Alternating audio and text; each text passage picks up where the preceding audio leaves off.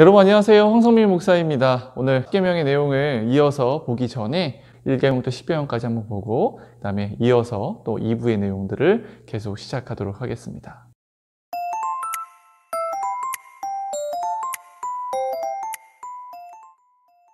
10계명의 내용 1계명이 뭘까요? 첫 번째는 다른 신을 내게 두지 말라입니다. 2계명은 우상을 만들지 말라. 3계명은 하나님의 이름을 망령되게 부르지 말라이고요. 4계명은 안식일을 거룩하게 지키라. 그리고 여기까지 1계명부터 4계명까지가 하나님과의 관계를 의미하는 계명이죠.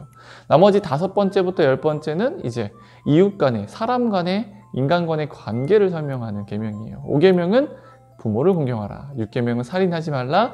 7계명은 간음하지 말라. 8계명은 도둑질하지 말라. 9계명은 이웃에 대하여 거짓 증거하지 말라. 10계명은 이웃의 집을 탐내지 말라입니다. 신약 성경에는 10계명이란 용어도 10계명의 목록도 나타나지 않아요. 그러나 복음서에 보면 예수님께서 10계명 전체를 언급하지는 않지만 10계명에 속하는 계명들을 언급한 사실을 보도하고 있습니다. 주로 계명들이 지니고 있는 본래의 의미를 추구하는 방식으로 또는 계명을 극단화시켜서 계명들을 지킨다고 이야기하며 자기를 정당하고 의롭게 여기는 모든 그런 위선, 허위들을 극복하고자 했어요. 예를 들어 볼까요? 산상수훈에 보면 예수님께서 10계명을 재해석해서 이렇게 말씀하시죠. 옛사람에게 말한 바 살인하지 말라. 누군지 살인하면 심판을 받게 되리라 하였다는 것을 너희가 들었으나 나는 너희에게 이르노니 형제에게 노하는 자마다 심판을 받게 되고 라고 말씀하셨고, 마태복음 5장 27절에는 간음하지 말라 라는 계명을 이거를 극단화시켜서 음욕을 품고 여자를 보는 자마다 마음에 이미 간음했다 라고 말씀하시고 있습니다. 안식일 계명도 안식일이 사람을 위하여 있는 것이요 사람이 안식일을 위하여 있는 것이 아니다 라고 말씀하시면서 안식일을 통해 사람을 회복시키려고 했던 그 계명, 안식일 계명의 본래 의미를 가르쳐 주셨죠. 예수님의 10계명에 관한 관점은 재물이 많은 한 부자 청년의 이야기에서 잘 나타납니다. 이 부자 청년은 인간관계를 규정하는 10계명의 모든 계명을 잘 지켰다고 자부하는 사람이었어요. 예수께서 그를 보시고 사랑하사 이렇게 말씀하시죠. 가서 내게 있는 모든 것을 팔아서 가난한 사람들에게 주라. 이 말씀은 곧 10계명의 근본적인 정신을 실천하는 것을 촉구하는 말씀이에요. 계명을 지켰다고 하는 행위적인 목록으로만 그치지 말라는 거죠.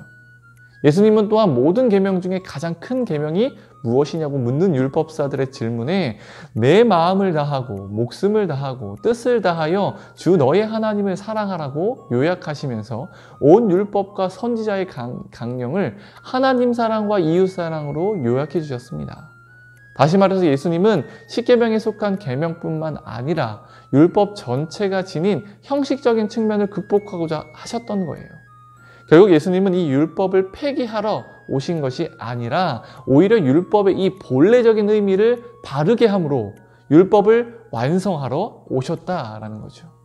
마태복음 5장 17절에 이런 말씀이죠. 내가 율법이나 선지자를 폐하러 온 줄로 생각하지 말라. 폐하러 온 것이 아니요 완전하게 하려 함이라. 목사님 근데 질문이 있어요. 근데 사도 바울은 갈라디아서에서 율법은 폐기됐고 오직 믿음으로 구원받는다고 하지 않았나요?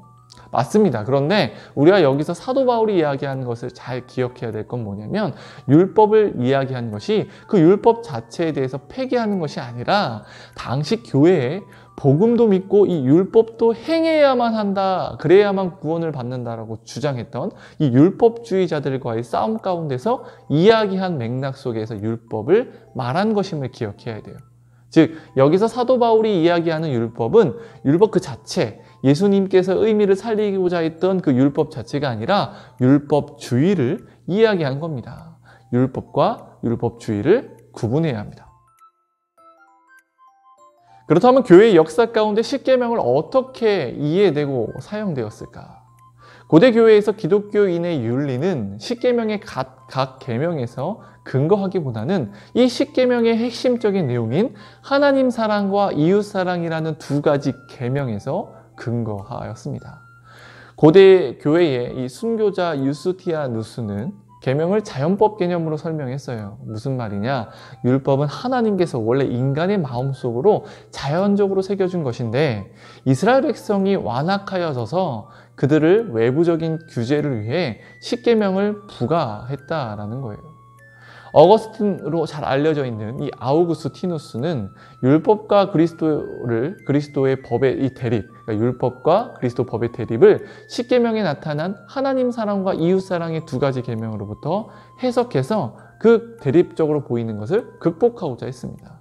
중세 후기에는 회개를 강조하는 대중적인 설교와 고해 성사에서 십계명이 강조되기 시작했다고 합니다. 그리고 이제 종교개혁자들, 복음을 강조하는 종교개혁자들은 이들도 마찬가지로 십계명을 중요시했는데요. 루터는 율법을 인간의 죄를 지적하는 고발자 내지는 몽학 선생으로서의 기능을 강조했고 이러한 율법적 양심의 가책 없이는 복음에 이를 수 없다고 보았어요. 그는 복음과 믿음에 의하여 의롭게 됨을 강조하지만 그리스도인 됨과 윤리적인 것이 분리되지 않는다고 확신했죠. 칼뱅의 경우 십계명을 하나님의 구원의 선물에 대한 인간의 감사의 응답으로 이해했습니다. 그러니까 루터와 조금 다른 점이 있다면 루터는 이 율법이 복음으로 이르게 하는 어떤 단기적인 과정으로 보았다면 칼뱅은 반대로 복음으로 구원에 이른 자가 감사의 응답으로 행해지는 그런 삶의 모습으로 율법을 바라본 거죠.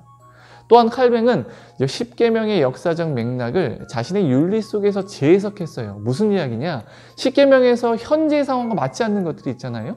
유대 민족적인 것들에 대한 내용을 알레고리로 해석하거나 영적인 것으로 재해석했다라는 거예요.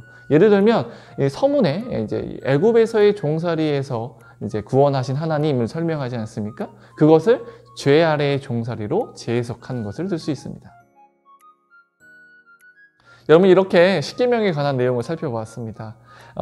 여러분 다음 주에는 우리가 이 십계명의 각각의 본문의 내용들을 우리가 살펴보면서 십계명의 의미를 조금 더 살펴보는, 조금 더 의미 있게 바라보는 시간이 되기를 원합니다.